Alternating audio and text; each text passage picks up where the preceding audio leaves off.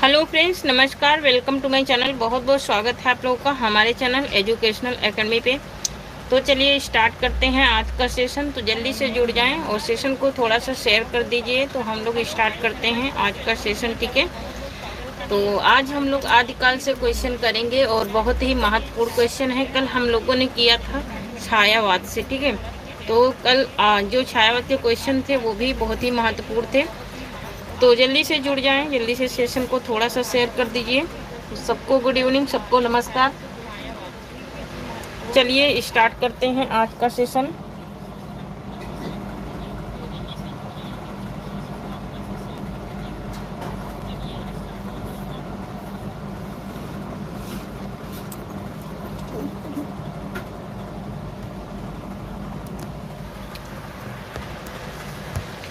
तो आज का हमारा पहला क्वेश्चन है कि आचार्य रामचंद्र शुक्ल ने हिंदी साहित्य का आरंभ मानते हैं संवत 1000 से संवत 15, संवत 1050 से संवत 1075 से संवत 1100 से, तो ठीक है।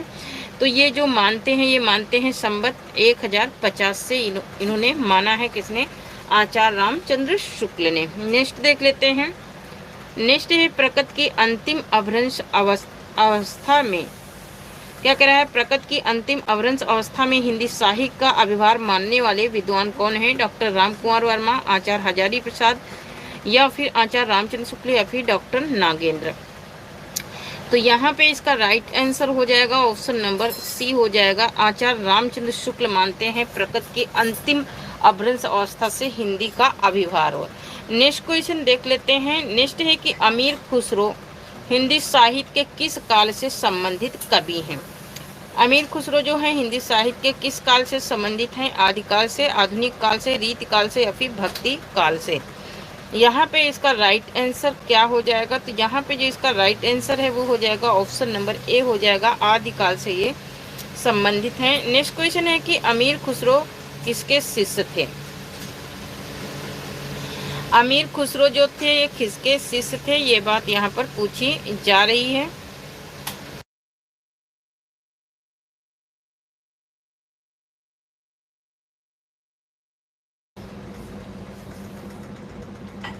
अमीर खुसरो जो शिष्य थे ये निजामुद्दीन औलिया के शिष्य थे। ऑप्शन नंबर यहाँ पर ए राइट हो जाएगा। नेक्स्ट क्वेश्चन देख लेते हैं।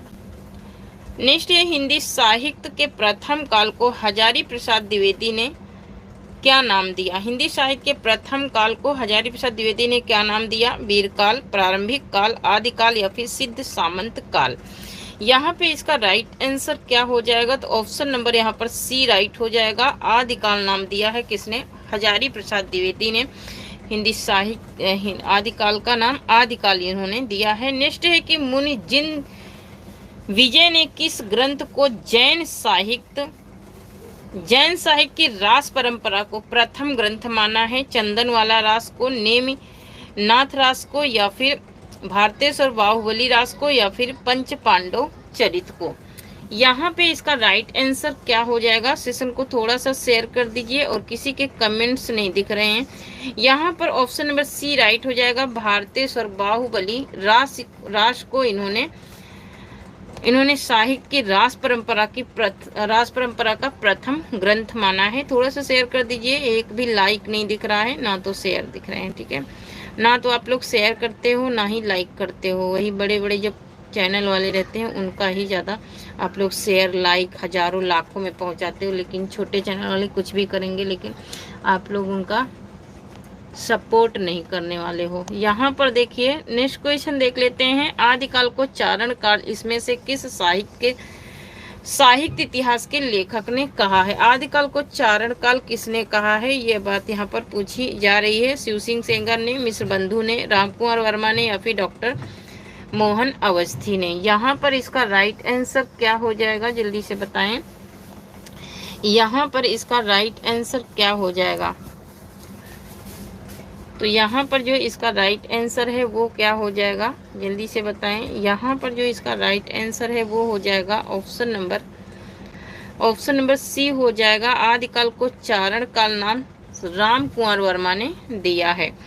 नेक्स्ट देख लेते हैं। भारतेश्वर बाहुबली रास किससे प्रभावित रचना है? तो भारतेश और बाहुबली रास किससे प्रभावित रचना है? अपभ्रंश से, खड़ी बोली से, अवधि से या फिर ब्रज से? भारतेश और बाहुबली रास किससे प्रभावित रचना है, ये बात यहाँ पर पूछी जा रही है।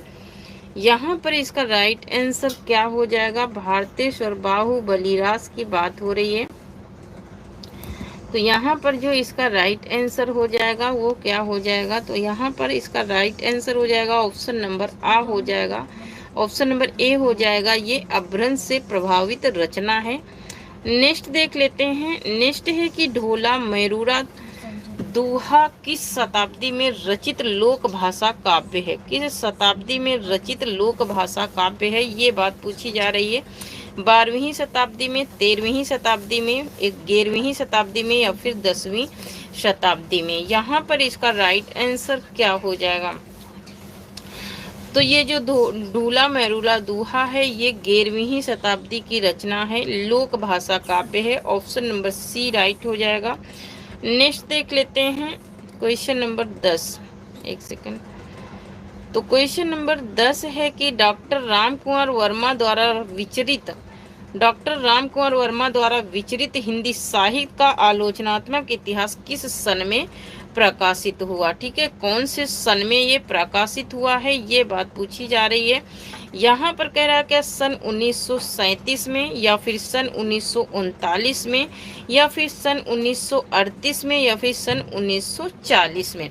यहाँ पर किसकी बात हो रही है? यहाँ पर हो रही है बात डॉक्टर रामकुमार वर्मा के आलोचनात्मक हिंदी साहित्य के इतिहास के। तो आलोचनात्मक हिंदी साहित्य का इतिहास जो है वो सन 1938 में इसका प्रकाशन वर्ष है। 1938 ईस्वी है इसका प्रकाशन वर्ष। ऑप्शन नंबर यहाँ पर सी राइट हो जाएगा। नेक्स्ट देख लेते हैं। अवहट में सिक्का किस शब्द से लिया, किस शब्द के लिए प्रयुक्त हुआ है? अवहट में सिक्का जो है ये शिक्षा के लिए प्रयुक्त हुआ है। नेक्स्ट क्वेश्चन देख लेते हैं। सरहप्पा के विषय में कही गई उक्ति आक्रोश की भाषा का पहला प्रयोग सरहप्पा में ही दिखाई देता है, ये किसने कहा है ना? तो आक्रोश की भाषा का जो पहला प्रयोग सरहप्पा में दिखाई देता है ये किसने कहा है? हजारी प्रसाद द्विवेदी ने, बच्चन सिंह ने, शुक्ल जी ने या फिर डॉक्टर नागेंद्र ने? तो ये बात कहने वाले कौन है? डॉक्टर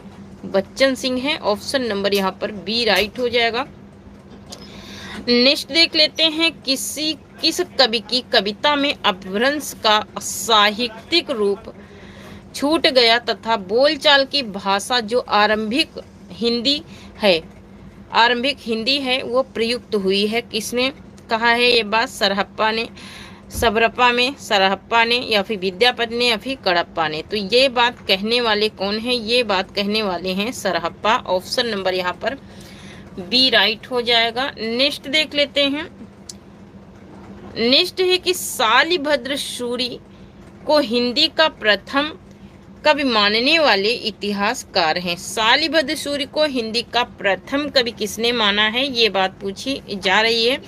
यहाँ पर कह रहे हैं गणपत चंद्र गुप्त ने, डॉक्टर रामकुमार वर्मा ने या फिर डॉक्टर नागेंद्र ने या फिर डॉक्टर धीरेन्द्र वर्मा ने? यहाँ पर इसका राइट आंसर हो जाएगा ऑप्शन नंबर ए हो जाएगा, डॉक्टर गणपत चंद्र गुप्त ने माना है। नेक्स्ट क्वेश्चन देख लेते हैं। नेक्स्ट है कि वल्लभी के राजा धारसेन द्वितीय के शिलालेख में निम्न में से किसका उल्लेख मिलता है? वल्लभी के राजा धारसेन द्वितीय के शिलालेख में निम्न में से किसका उल्लेख मिलता है, ये बात पूछी जा रही है। ब्रजभाषा का, गुजराती का, मैथिली का या फिर अपभ्रंश का? यहाँ पे इसका राइट आंसर क्या हो जाएगा? तो यहाँ पे इसका राइट आंसर हो जाएगा ऑप्शन नंबर डी, अपभ्रंश का उल्लेख मिलता है किसमें? धारसेन द्वितीय के शिलालेख में। नेक्स्ट देख लेते हैं। नेक्स्ट है कि अपभ्रंश का प्रथम महाकवि अपभ्रंश का वाल्मीकि किस कवि को कहा जाता है? सरहप्पा को, स्वयंभू को, पुष्पदंत को या फिर हेमचंद को?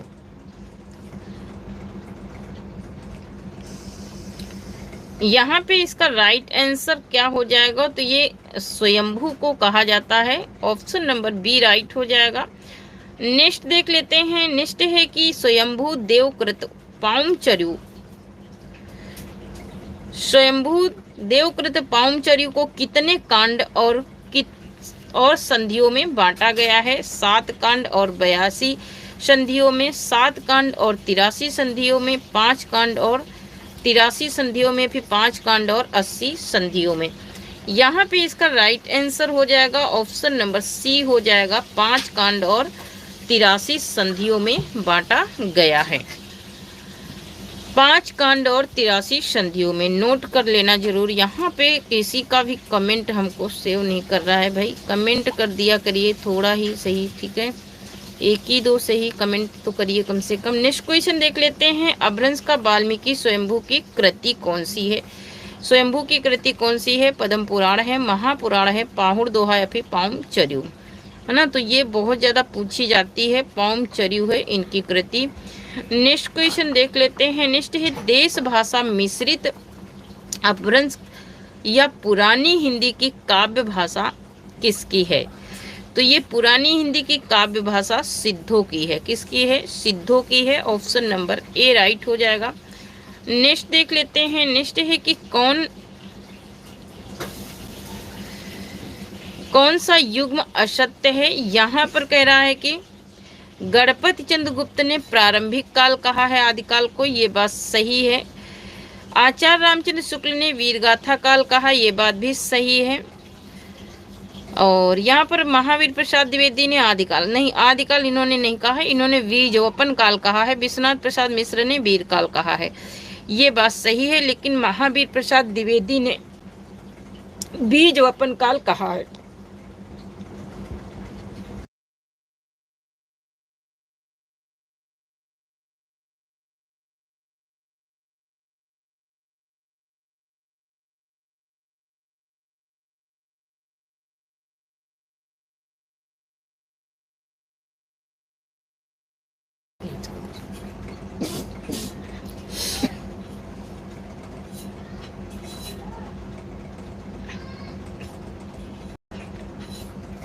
नेक्स्ट देख लेते हैं। नेक्स्ट है हिंदी साहित्य के किन 2 विद्वानों ने आदिकाल को प्रारंभिक काल माना है? तो यहाँ पर मिश्र बंधु और गणपति चंद्र गुप्त ने आदिकाल को प्रारंभिक काल कहा है ना। किसने किसने कहा है? एक तो गणपति चंद्र गुप्त ने कहा है, मिश्र बंधु ने कहा है, दूसरा गणपति चंद्र गुप्त ने कहा है। नेक्स्ट क्वेश्चन देख लेते हैं। नेक्स्ट है कि राहुल शंकराचार्य ने किस काल को सिद्ध सामंत काल कहा है? आदिकाल को, रीतिकाल को, भक्ति काल को या फिर आधुनिक काल को? तो इन्होंने आदिकाल को सिद्ध सामंत काल कहा है। किसने? राहुल शंकराचार्य ने। नेक्स्ट क्वेश्चन देख लेते हैं। नेक्स्ट है कि डॉक्टर मोहन अवस्थी ने आदिकाल को आधार काल कहा, जबकि डॉक्टर वासुदेव सिंह ने आदिकाल को क्या कहा है ना। तो इन्होंने मोहन अवस्थी ने क्या कहा है? आदिकाल को आधार काल कहा है। और वासुदेव सिंह ने क्या कहा है? वासुदेव सिंह ने कहा है उद्भव काल। वासुदेव सिंह ने क्या कहा है? उद्भव काल कहा है। नेक्स्ट है कि पंडिताऊ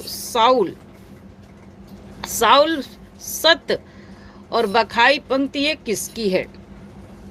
बखड़ाई ये पंक्ति किसकी है? ये है सरहप्पा की पंक्ति है।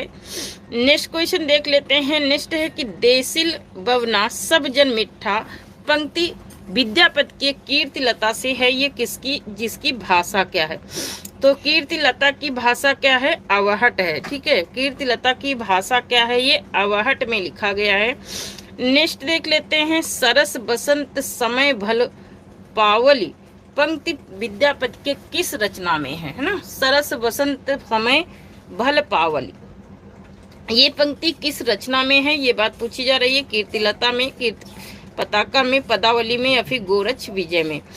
तो इनकी जो रचना पदावली है उससे ये पंक्तियां ली गई हैं, सरस बसंत समय भल पावली। नेक्स्ट क्वेश्चन देख लेते हैं। नेक्स्ट है कि प्रकृत भाषा के विविध रूप हैं, जिसमें पाली प्रकृत का संबंध बौद्ध धर्म के ग्रंथों से है, तो अर्धमागधी का संबंध किस धर्म के ग्रंथों से है ना।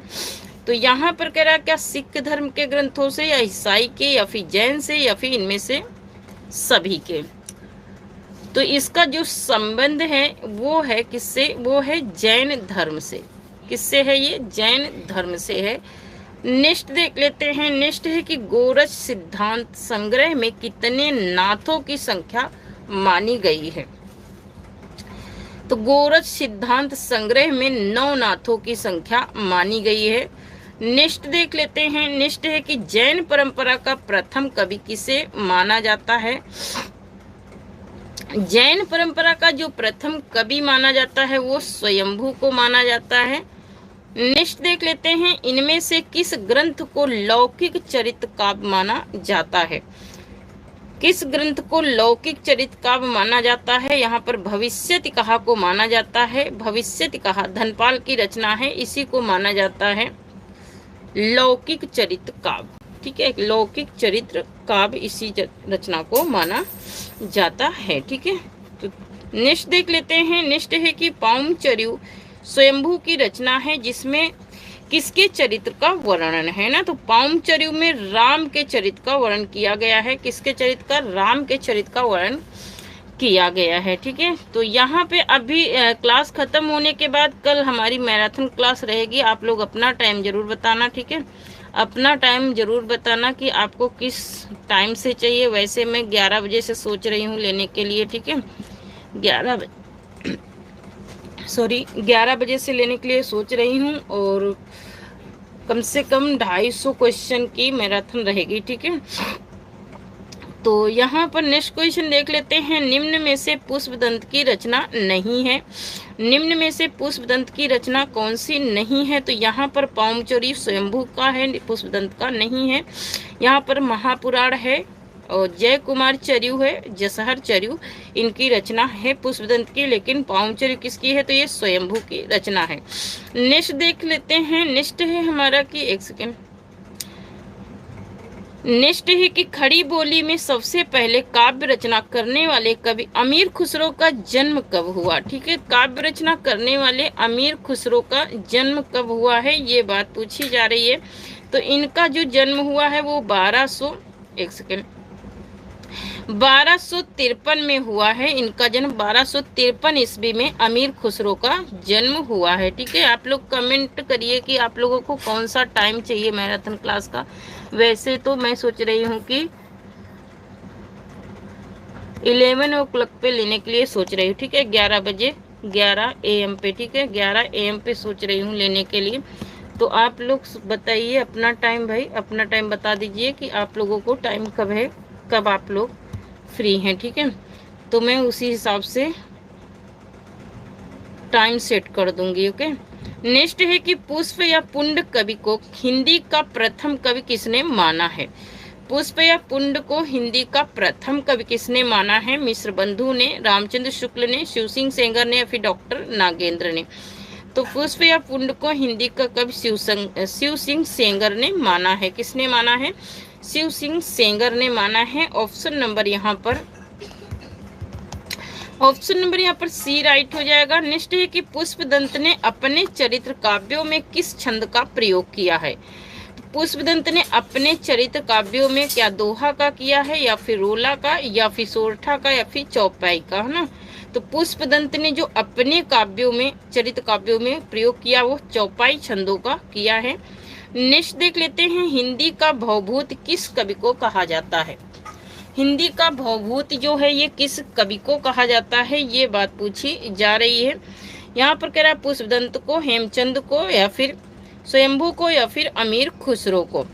तो हिंदी का जो पुष्पदंत कहा जाता है वो कहा जाता है पुष्पदंत को हिंदी का भवभूत। ठीक है, हिंदी का भवभूत पुष्पदंत को कहते हैं। नेक्स्ट क्वेश्चन देख लेते हैं। प्राचीनतम हिंदी कृत गद्य पद्य मिश्रित चंपू काव्य है। गद्य पद्य में मिश्रित चंपू काव्य राउल वेल को कहते हैं।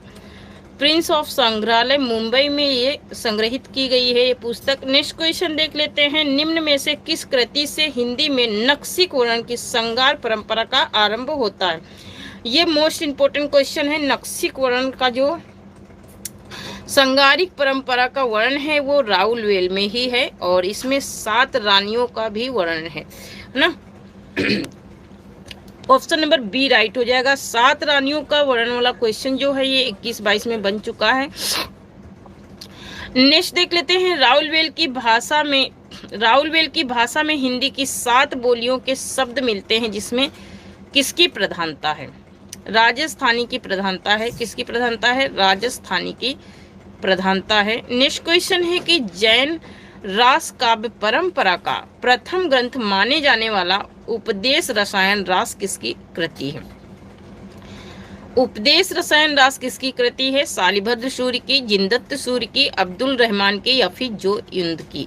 यहाँ पे इसका राइट आंसर हो जाएगा ऑप्शन नंबर बी हो जाएगा, जिनदत्त सूर्य का है ये। नेक्स्ट देख लेते हैं।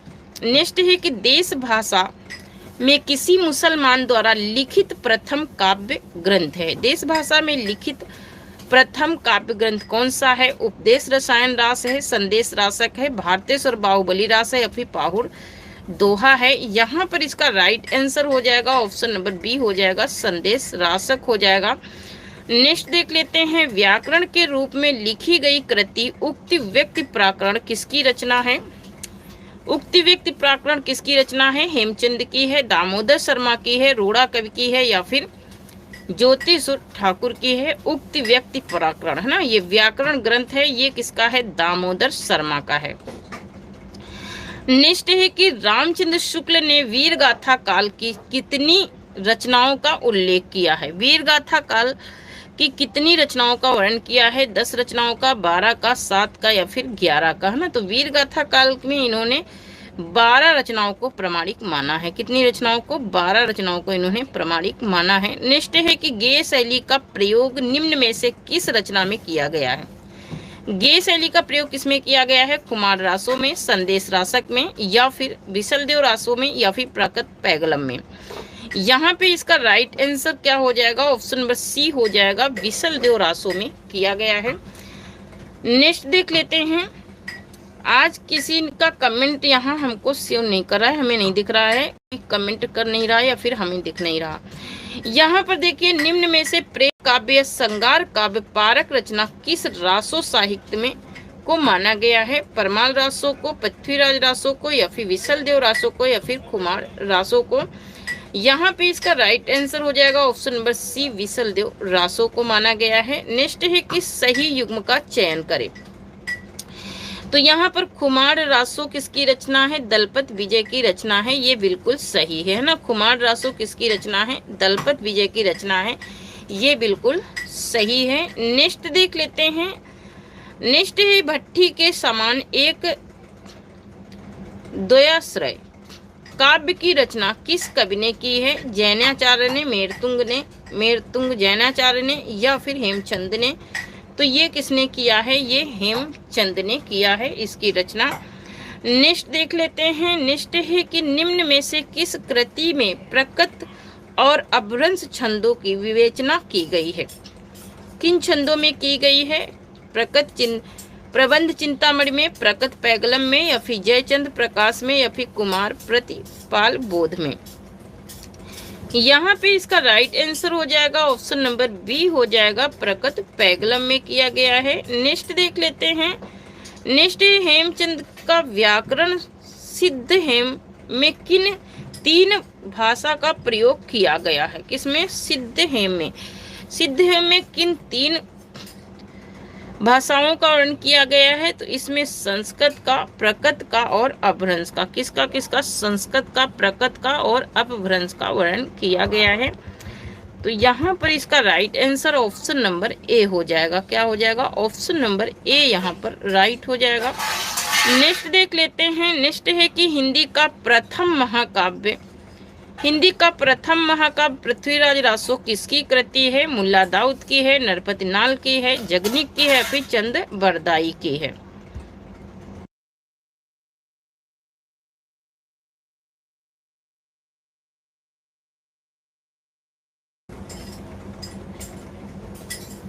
यहाँ पर इसका राइट आंसर क्या हो जाएगा? तो ये चंद बरदाई की रचना है, पृथ्वीराज रासो।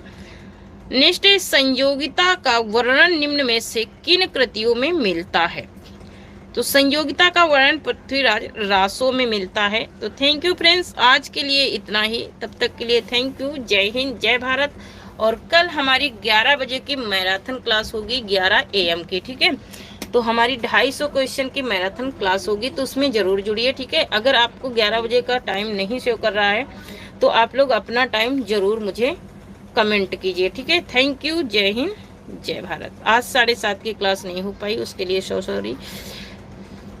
चलिए, जो लोग टेलीग्राम चैनल से नहीं जुड़े वो जुड़ जाएं, क्योंकि वहां से आप लोगों को इन्फॉर्मेशन मिल जाएगी, ठीक है। टेलीग्राम चैनल से जरूर जुड़िए, ठीक है।